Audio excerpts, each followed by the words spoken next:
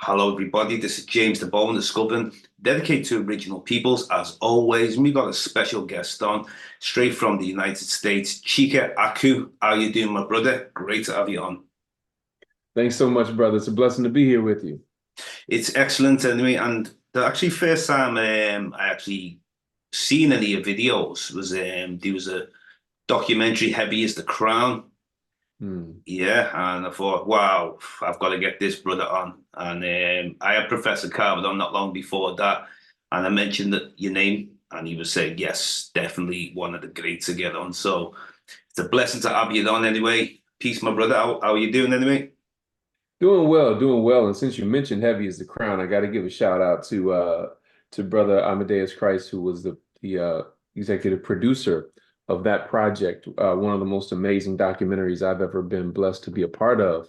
And then also shout out to Professor Kaba Kamene, definitely a brother beloved who's in deep in this work as well.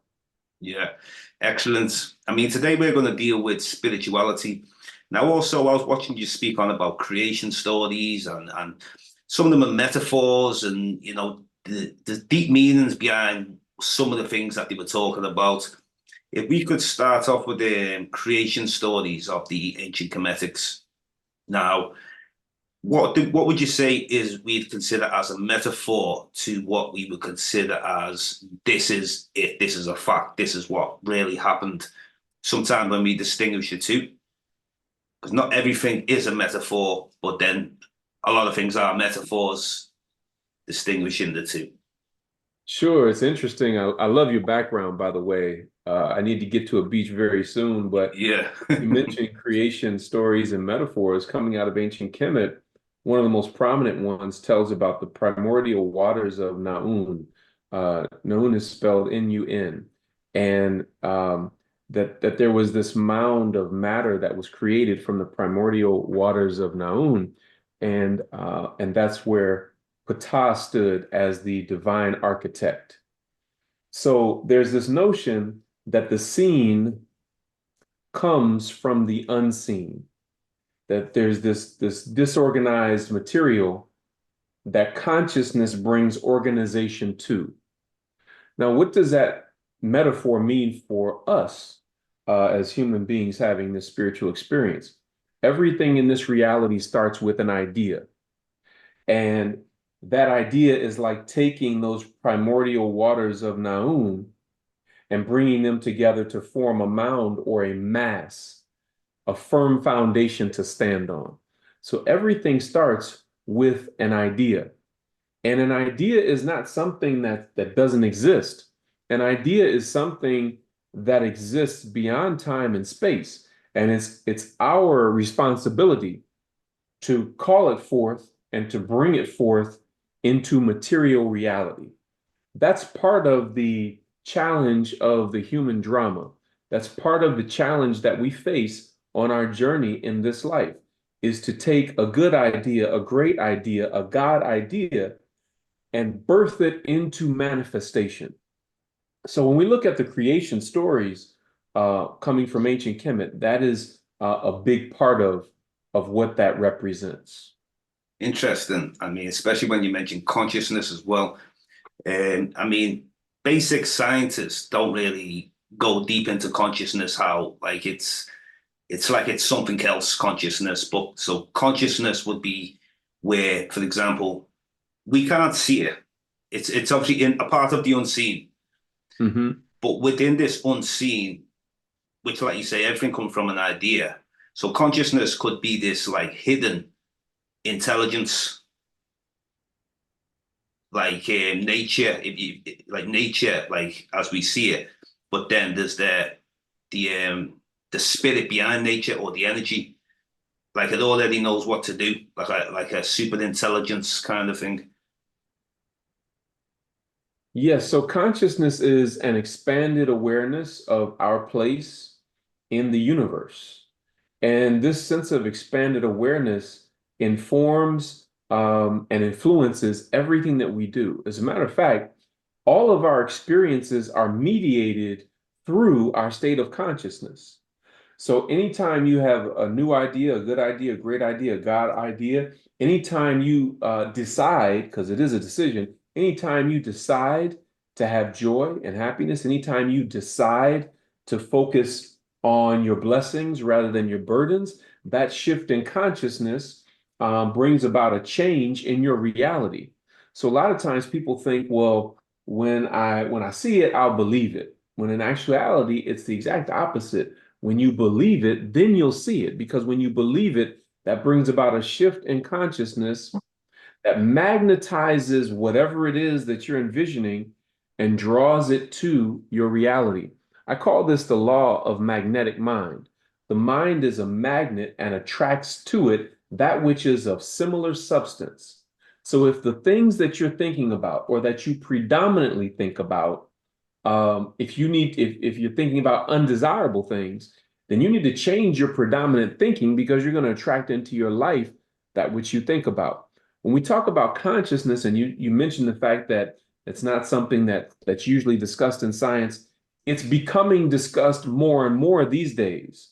So what the ancient Kemites understood thousands of years ago, they understood it, they demonstrated it, they did research about it, and they wrote about it. Well, all of their understanding from ancient times is the Western world is just now trying to catch up with that. And so they're doing a lot of studies on consciousness in the field of quantum physics. One of my former students, and certainly an amazing brother in his own right, is Dr. Rashad Ritchie, and he's a quantum physicist. And he has a new book out. It's an Amazon bestseller, and it's called Ancient Egyptian Mastery of Quantum Physics.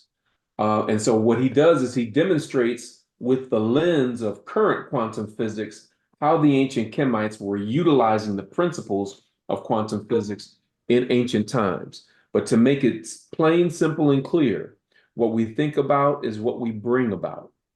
Gratitude is our gateway to fulfillment. And what we can do is, when we begin to focus on the things that we want to bring into being, and then we energize that focus point with the emotions that we would feel if we were already experiencing it, we then begin to attract that to us. And the more that we can stay in that emotional state with that clear vision, make that vision vivid and not vague, make it as clear as possible, that's when we begin to experience the extraordinary life that we were intended to have. Yeah. Now, in order to reach this level, this type of consciousness, I mean, would you say it helps where, for example, you have to find something that is you're really disciplined, like discipline in how to, even what you eat, even like, proper sleep, there's a lot of things, trying to do things stress-free, because all that low vibrational state will bring us down to a lower vibrational, bring us ready to a low state of mind. So Yeah. in that low state of mind, it would be more difficult to manifest the things that you want, or positive things, basically. In a lower state of mind, you're going to attract those things that you don't want. And Yeah. so we have to be very intentional. You mentioned the things that we eat. So, of course, diet is very important. We want to eat life-giving foods. But before we even get to diet, we talked about our thoughts and our thinking, but we need to talk about the breath, because the breath mediates these different stages of consciousness and awareness as well. If you think about it, when you're anxious, when you're upset, when you're angry, we tend to engage in shallow breathing. We're Yeah. not breathing deeply. And as a result of that, the brain is not being properly oxygenated. So one of the best things that we can do to begin our day and throughout the day is to do some deep breathing exercises. One of the, just to let you know how far we've drifted from our indigenous understandings and our original understandings, if you ask a person to take a deep breath, the average person is gonna, their shoulders are gonna come up, and they're gonna Yeah. go like this. When in reality, uh, we should be engaged in abdominal breathing. If you just inhale and your shoulders come up, 2/3 to 3/4 of your lungs are still not full. Abdominal breathing is when you inhale, your stomach comes out, and when you exhale, your stomach then comes in, right?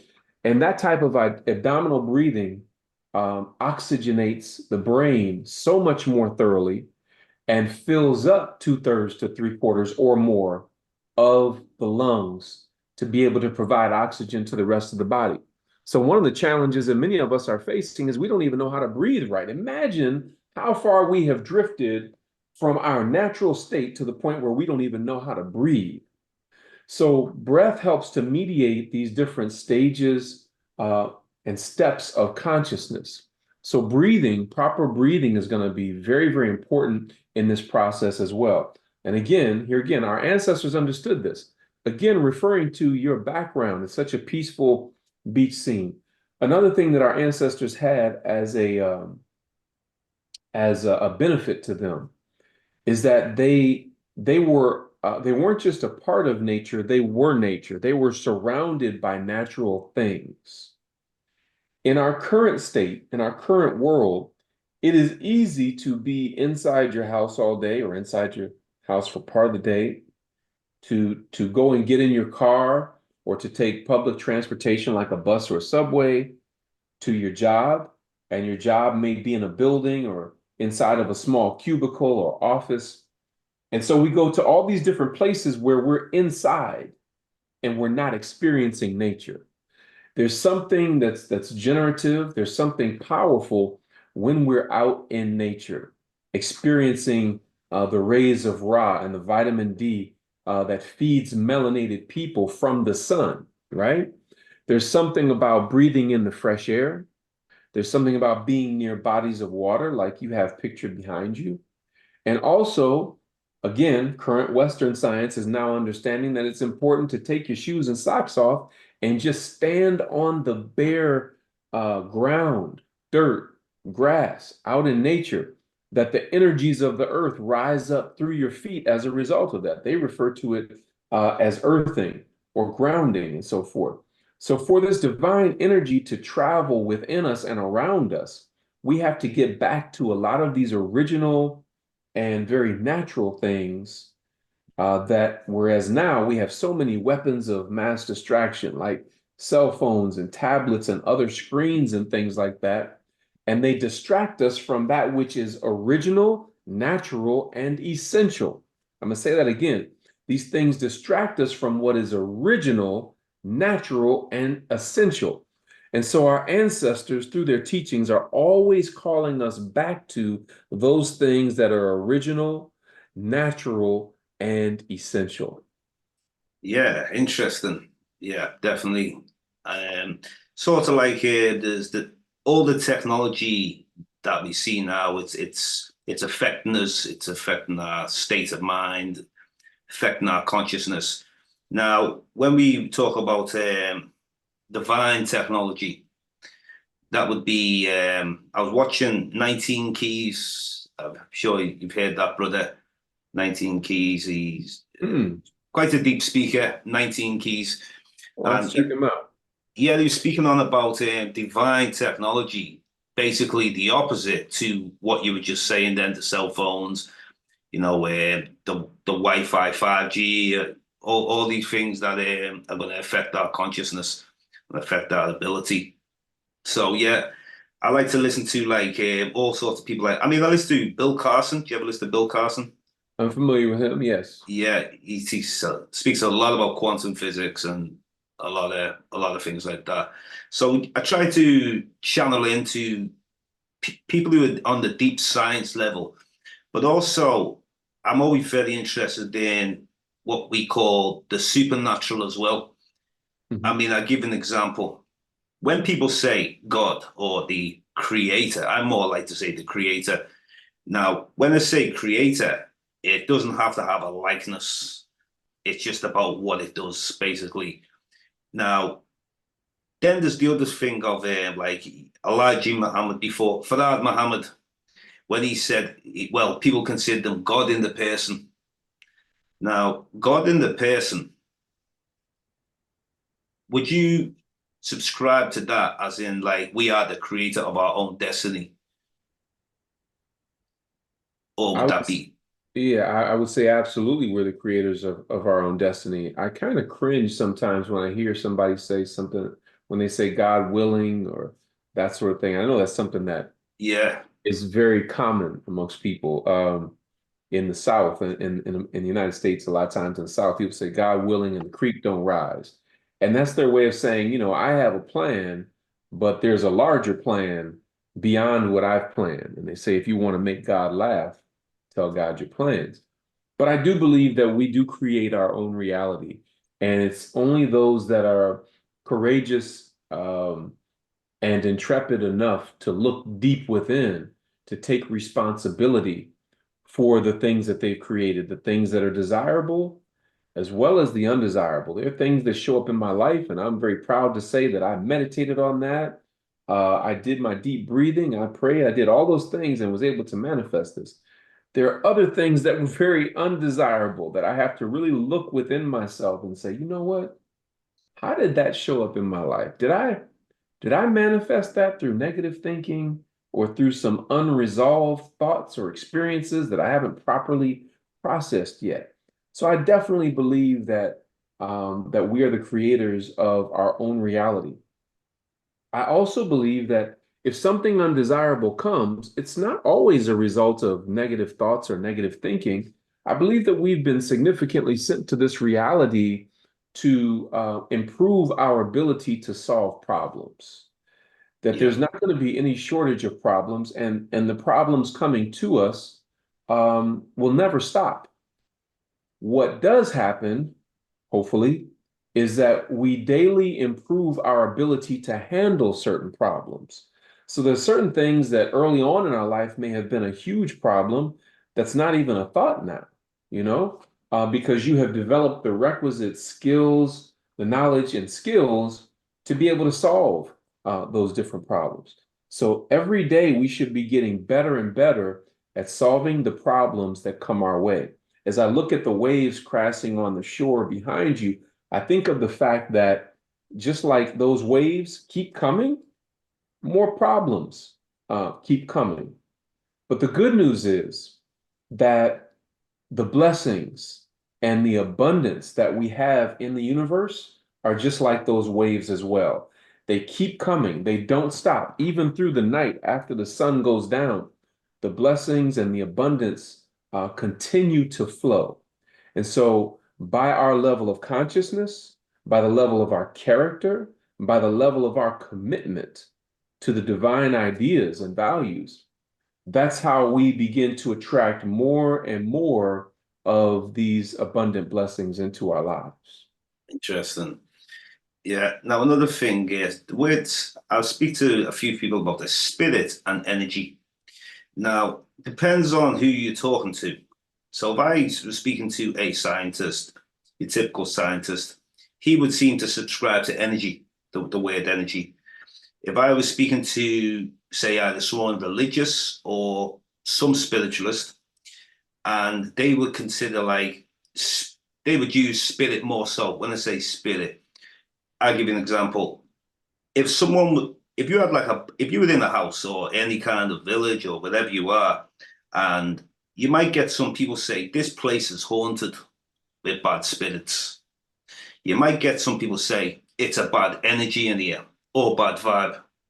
So with spirit and energy, would it just be easier to say? Because I'm open to both things, you see. So they go hand to hand, and it's just how a person chooses to.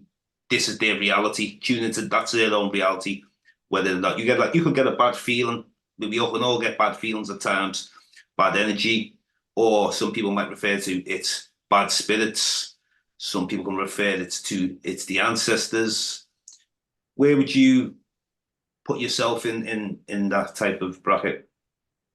Well, here again, Western science is now uh, verifying what our ancestors always knew all along, and we didn't require the type of verification that they require in Western science. But what Western science has demonstrated is that um, as human beings, our physical eyes, we can only see 2% of what there is to see. in the visible light spectrum. So our eyes only detect 2% of everything that is around us. What that tells us is that there is a whole world of activity going on around us at all times in the spiritual and or energetic realm, whichever term you prefer. Yeah, yeah, Energy is the language of science. Spirit is the language of religion and spirituality. And so there's all kinds of activity going on us around us at all times, around us, through us, and within us. But many of us cannot perceive it based on our level of consciousness. And this is why our ancestors had a concept called the ujat. Some people call it the third eye, but it's really the first eye, the eye of all-seeing enlightenment, the eye of intuition that allows us to see beyond the physical realm and into the mental and spiritual dimensions and to perceive all the energies around us. This is why the great poet Listervelt Middleton said, sharpen your eye and tune your ear so you know what you see and understand what you hear. So there's certain things that people at higher and higher levels of initiation can see that you or I may not be able to see or perceive. And that is because there is this opening and awakening of the first eye, the eyes of the spirit, the eyes of intuition. And in our communities, there have always been seers, people, old folks who will come up to us and tell us something that's about to happen in our lives or something that we need to do so that we have a profitable or prosperous outcome, or warning us of impinging danger and so forth.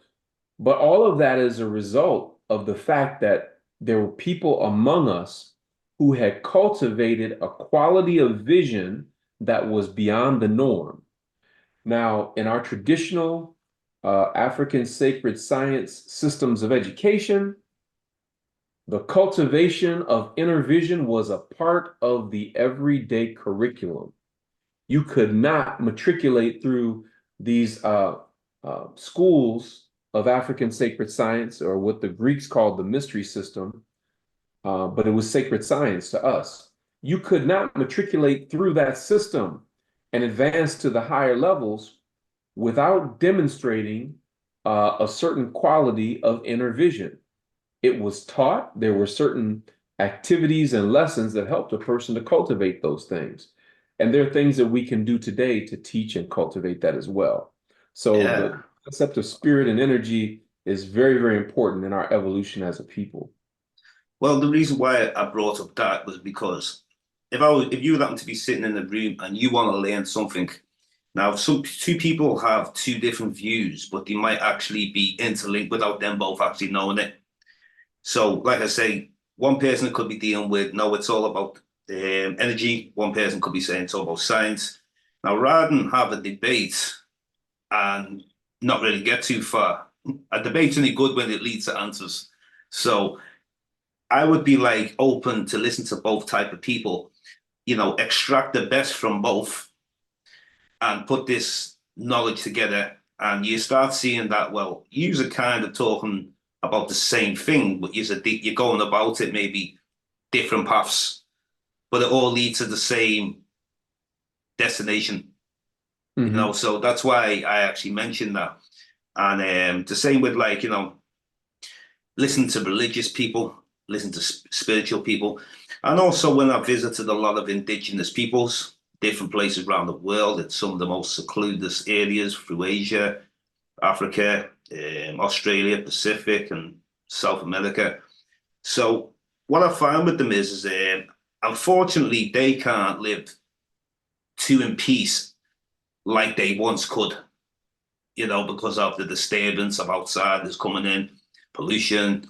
But at the same time, there's still people there who are able to practice their ancient spirituality, sort of like they are living in, like, you can call it the past, but the past is the present as far as a lot of us have strayed away from the past, thinking that we're creating this new future where it's totally in a different direction that we're gone. Look at ancient Kemet, for example. How come people were so knowledgeable back then, 5,000 or more years ago, And to such a decline to where we are today, where we live in a world now where everyone thinks they're like know-it-alls. A lot of people, they just know it all. They would underestimate people who live in the most secludedest, isolated areas or rainforest, you know, people who live in the countryside, it's all about being in the cities. I understand that people have got to work, that's where the work is and that, but moving away from true nature, this has played a big part in us declining knowledge-wise over the last 1,000 years, especially.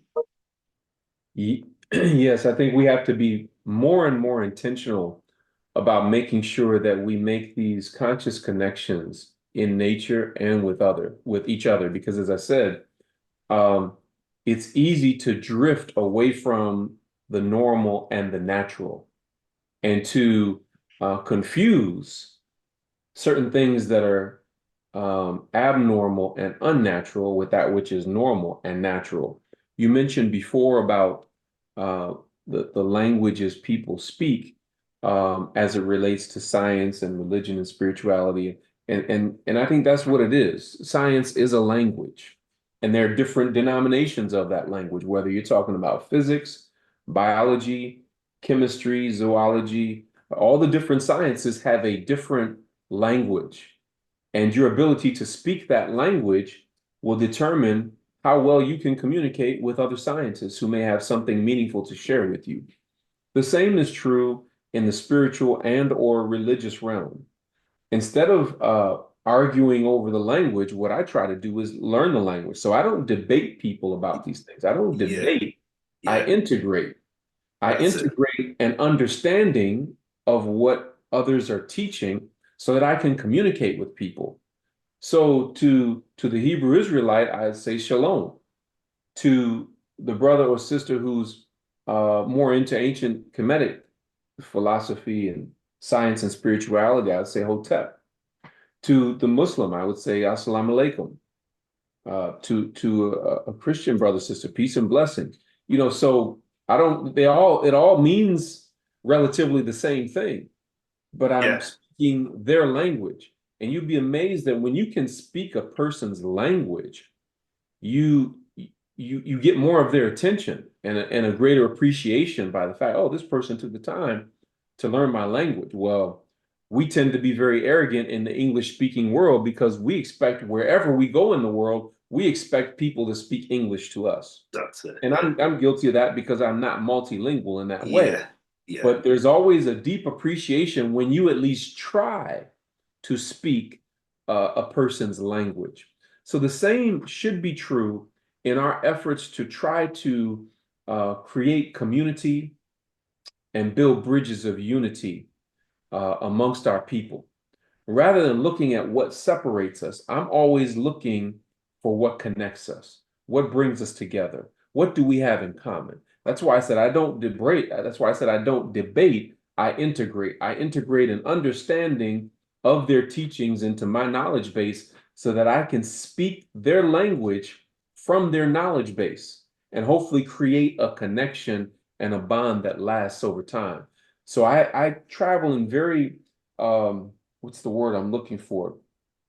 In very diverse circles. You see all sorts of different kinds of people that I work with, different kinds of African people, as well as just different kinds of people in general. But I'm always searching from the very first time that I meet somebody, what do we have in common as human beings? yeah. That's what it's about. It is. I mean, when I've connected to different peoples and that, it's not so much about what I've looked at is or what is different about this tribe to this tribe or these people to these peoples. I'm always looking, like you said, is the similarities, what connects us. Mm. And that's always me focus, even though you'll see different customs and different cultures, but looking at the bigger, wider picture of things, it's like we're all basically doing the same thing, really, but doing it in some sort, like you said, language. You're speaking the language of people, not necessarily the linguistic languages, but you're speaking the language of that energy or that spirit that connects us, or whatever form of communication it is. to be able to reach the people. And like you said, they feel much more comfortable with you when you're speaking in their language. Hmm. And you sort of almost like they'll embrace you more. I found this when I've gone to certain places and, starting having these deep conversations with particular people in the Pacific Island, for example, where they brought me in and got me to meet the High Chief in the Fiji Islands. And I went back twice and he got me to meet him again. But it was more the energy that was deep. It was really like amazing energy. Like you're saying, it's all about, it includes the breathing, it includes, and the inner feeling, the inner spirit, the inner energy, whatever you want to call it, it's all the same thing. But Hmm. it was almost like before I even took the trip that I was having like these inner feelings that I'm going to meet someone of importance, so Hmm. like very spiritual people. So it was sort of like that's one thing that always sticks with me. Like it's almost like manifesting something, or like you're being visited by the unseen, like you were saying about higher dimension, for example, the unseen realm. We never know what is there.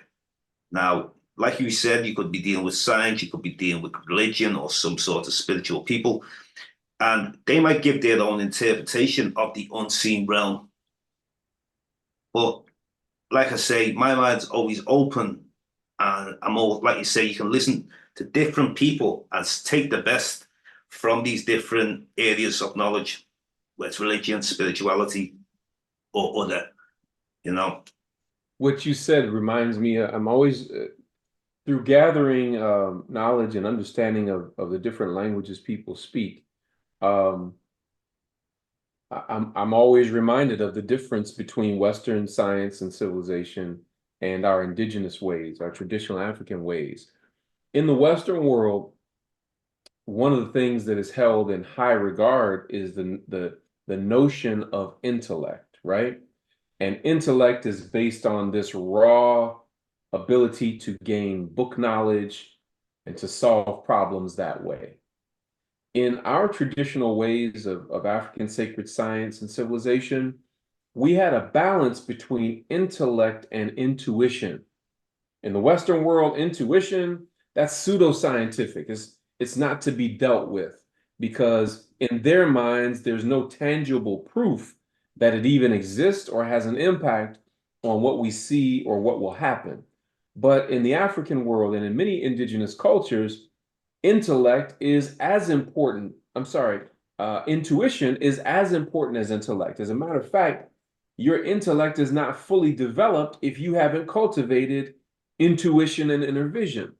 So it's not one or the other, it's both and. So we study to show ourselves prove. So yeah, you can see by what's behind me that that book knowledge is important to me, right? Yeah. But and so I hold books to me are sacred, but that's not all that's sacred. Sometimes I have to put the book down and step away and go within with my own critical thinking faculty, with my own reasoning faculty, with my own intuition and inner vision.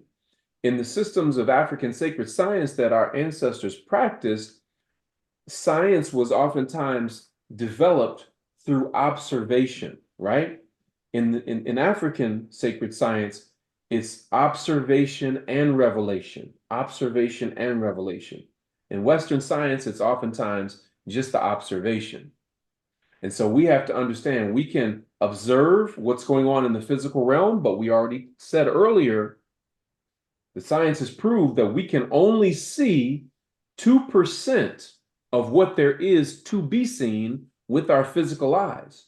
And so that requires that we cultivate a different quality of vision that allows us to see beyond our current circumstances. I always like to say, vision is the ability to see beyond your circumstances. It's a snapshot of your success. It's a picture of the possibilities. And when you can see into things and see the possibilities, that starts with that idea that you bring into manifestation. So intellect and intuition must be in perfect balance. Otherwise, we will be imbalanced. Yeah, yeah. Powerful. Interesting, balancing the two, the intellect and the intuition. And funny and mention about Western science, even you could even say Western religion to a degree, and everything Western is always watered down, or it's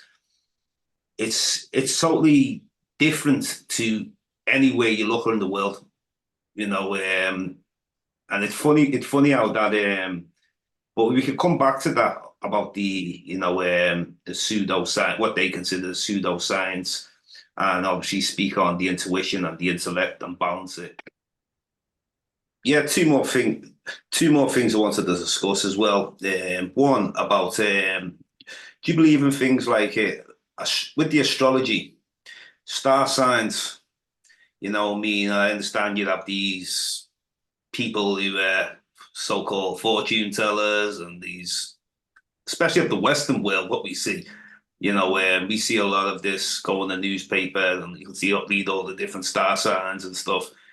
And I mean, this is some of it from a Western perspective, but like you said, Western is trying to catch up, but at the same time, they have their own version of how they want to tell it. Like they want to create the story, like. So where would you stand with things like astrology? So astrology, again, we have to make that distinction that you did with the Western world. It's like it's like white bread. When white bread first came out, I want to say it was in the 70s, with Wonder Bread and everything. What people didn't realize is that it was very well marketed, but it stripped most of the essential nutrients out of regular bread, and then promoted it as something that was great because it was white bread. And I view Western astrology the same way. A lot of the essentials have been stripped out. But our ancestors taught very clearly that there's a relationship between what goes on in the heavens and what goes on earth. And the way that they languaged that was they said, as above, so below, as within, so without. So when they said as above, so below, there was the understanding that there's order in the heavens. There's order and structure and harmony in the heavens, and there should be order and structure and harmony in the things that we create on earth. And certainly in the natural order there are, but there should be those things in human affairs as well. And this was reflected in their architecture.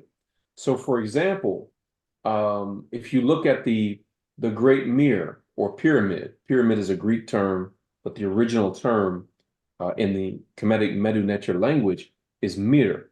And mir means place of ascension. These were not tombs where people were buried. If anything was buried there, it was the old self or lower levels of consciousness, because the pyramids were where our ancestors went to study the sacred sciences, to chart the precession of the stars, to conduct scientific research. And that was why it was called Mir, place of ascension. And so when we look at the Great Mir and the pyramids at the Giza Plateau, you had 3 large pyramids there. Well, it just so happens that they are not in a straight line, but they are in alignment. Let me say that again. They're not in a straight line, but they are in alignment. If you were to look at an overhead view of them, it looks like one of them is off center, preventing them from being in a straight line. But when you understand ancient Kemetic cosmology and sacred science, you know that they intended for that one in the middle to be off center, because they're not supposed to be in a straight line. Why? Because the 3 large pyramids or mir at the Giza Plateau were supposed to be a reflection of the 3 stars in the belt of the constellation Sahu, which the Greeks would later call that constellation Orion the Hunter, but we refer to it as Sahu. And so when you look at the belt of Sahu or Orion the Hunter, there are 3 primary stars in there, and one of them is slightly off center. So this was our ancestors' way of saying, through their divine architecture, as above, so below. There's order and structure and harmony in the heavens, and there should be order, structure and harmony on earth and in human affairs. That's just one example. The Nile River, for example, was seen as the Milky Way on Earth. And then when we look at the Milky Way in the sky, our ancestors saw that as the Nile River in the sky, the continuation of the Nile River on Earth. Here again, as above, so below. So this is a constant motif. This is a constant metaphor that we see in their architecture, in their spiritual texts, in their teachings, and so forth. As a matter of fact, drawing further on that metaphor, the oldest word in human history relative to teaching and learning is the word Seba, coming out of ancient Kemet as well. Seba has three primary meanings: teach, door, and star. And this, along with other scientific data, tells us that the ancient African philosophy of education was that the teacher opens the door to the universe so that the student may shine like a star. So here again, we have this relationship with the universe. And it was understood that the universe was created and must be maintained through Ma'at. And Ma'at was represented by 7 principles: truth, justice, righteousness, reciprocity, balance, order, and harmony. Those were the principles that the Creator used to create the universe, and those are the principles and values that human beings must use to sustain the earth and to sustain our world. So those are just a few examples that I hope give some insights into your question. Yeah. Now, when you said the heavens, now to some people, especially people who are religious, they have their own story of what heaven is. You're good, you go to heaven. You're bad, you go to this place called hell. So even though we know that the Nile Valley teachings gave rise to most, we could say, all of these religions around the world, and I understand that there's places before Kemet in Africa that are older, but obviously when it starts hitting the world, particularly Abrahamic religions, you could even say Buddha, Hinduism as well. Now, when we say heavens, what are we actually referring to? Because most people, when they think of heavens, they're thinking on, well, what the Bible says or what the Quran says or what the Torah says. What are we referring to when we see heavens? Okay, when I was saying heavens, plural, I was referring to all that is out in the universe. Okay. When we say heaven, singular, without an S on the end, for a lot of people, that's a notion about an afterlife of peace and paradise and so forth. And certainly, I believe that there's an afterlife of peace and paradise for those who are ready to receive it. But as I said before, when I look at different traditions, I take the best and leave the rest. I take what harmonizes with what I know to be the truth, and I leave the rest. I grew up as a Christian and even have a background in Christian ministry. And one of the things that resonated with me the most in the Gospels is when Yeshua, or Jesus, says, "The kingdom of heaven is within you." The kingdom of heaven is within you. That's in Luke chapter 17, verse 20 and 21. Now, what's striking about that scripture is most Christians don't even know that it exists. They're looking at pie in the sky. They're looking at afterlife, but here he's saying the kingdom of heaven is within you. And so I believe that we can experience heaven or hell right between our ears. And it all depends on our level of consciousness and the vibration, the frequency that we're vibrating on. Some people are vibrating on a frequency of fear, loss, lack, and limitation. And other people are vibrating on a frequency of love, light, joy, truth, laughter, abundance, and overflow. And so we can create our own special heaven, and we can create our own special hell based on our consciousness. And so that's my understanding of heaven and heavens. Right. So yeah, very, very, very impressive how you put it anyway. Now, it is what's so interesting when you mentioned about you were a Christian as well. Certain verses in the Bible, we'll talk about the Bible. How come people can't interpret these these teachings, like what you've just said, heaven is within you. Like, where is the going wrong? Is it down to the fact of this westernized influence of taking our true consciousness away from us, where just the interpretation is became a lot different? I mean, because when you read something, obviously, I suppose then again, it could be like reading any book, looking deep into reading between the lines, where some people just might like, some people even like people listen to the news. Some people just they have their own interpretation. Like it's exactly what they say. Where some people can actually think about what the news is saying and see the bigger picture behind it. Sure. When we were given these different books, whether it's the Torah, the Bible, the Quran, or other sacred books, we were also given the lenses with which to view those books. And regrettably and unfortunately, the lenses that we were given to view those books were not a lens suited to our liberation and emancipation. It was not a lens that was suited to our sovereignty. It was a lens intended to keep us as a slave. It was a lens that was intended to keep us in a position of being manipulated and terrorized. And so we have not, in many cases, we have not recovered from that. And so this is why it's so important for us to have these kinds of conversations and to return to the source of our own traditions before those traditions became diluted or even contaminated. And one of the best ways to do that, I've found, is to go back to ancient Kemet. I lead study tours to ancient Kemet. I've produced books and videos and different things of that nature that can be very helpful for those that are interested in going on that journey. So for those that are interested in looking at any of our books, you can go to readingrevolution.org.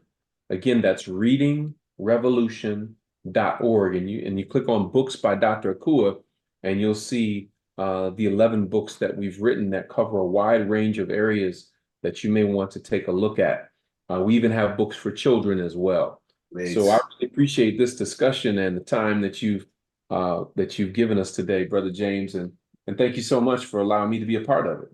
Yeah, definitely. Really appreciate it. I've learned a lot today, and definitely would like to get you on for a part two one time when you're free. And I know you're a busy man. Just one last question, because I know you've got things to do. It was coming to the afterlife. Funny enough, on that question, if you could just briefly speak on the afterlife and what makes you believe the afterlife. For me personally, I'm with the ancestors on it. But I'd like to see you as a teacher. Where do you see things in the afterlife, the spiritual realm? My understanding of the the afterlife rather, is really a continuation of our evolution into our divinity, a continuation of the development of our identity at the next stage of consciousness. There's an ancient Kemetic prayer that resonates with me a great deal, and it's on the last page of my book, The African Origins of Our Faith. And it says simply this: may I rise like a living God or force of nature and give forth divine light like the powers of heaven. May I ascend in the presence of the Beneficent One, and may I assume whatever form I want in whatever place my spirit wishes to be. I'm going to read that again because there's a lot in that. May I rise like a living force of nature and shine forth light like the divine powers of heaven. May I ascend in the presence of the Beneficent One, and may I assume whatever form I want in whatever place my spirit wishes to be. And so the form that I've assumed right now is the form of a teacher, and my spirit wished to be here with you and those that are viewing this broadcast to share this sacred knowledge. And so I think the best indication of what will happen in the afterlife is what we do in this life. And so we must live by those values of truth, justice, righteousness and reciprocity, balance, order, and harmony. And as the ancient teachings tell us, the balancing of the land is in Ma'at, the balancing of the land without and the balancing of the land within is in Ma'at. Powerful, powerful, brother. So we could sort of say the next life is basically kind of a the wake up call, where what you've gone through in the past, being able to see it from maybe a higher dimension, a different perspective. It's the continuation, I believe. The continuation. It's been said death is a doorway into greater and more expansive dimensions. Excellent. Well, I want to thank you very much, and Chike Akau. You know, this is James Diboe and the Sculptor, dedicated to original peoples. And this was an amazing discussion. And I understand you're the busy man. You got further meetings and that, but I want to give you a big thanks. And this was worth waiting for. I've been waiting to get you on for a while now, and you know the ancestors called upon. And today, even though it's Eid, you know this is a spiritual connection with the ancestors anyway. So I want to thank you very much, my brother. Thank you for having me. Have a blessed day. You too, anyway. Hopefully, you can do a part 2 when you're free. Absolutely. But give thanks. Blessings, my brother. Peace. Peace. Hotep.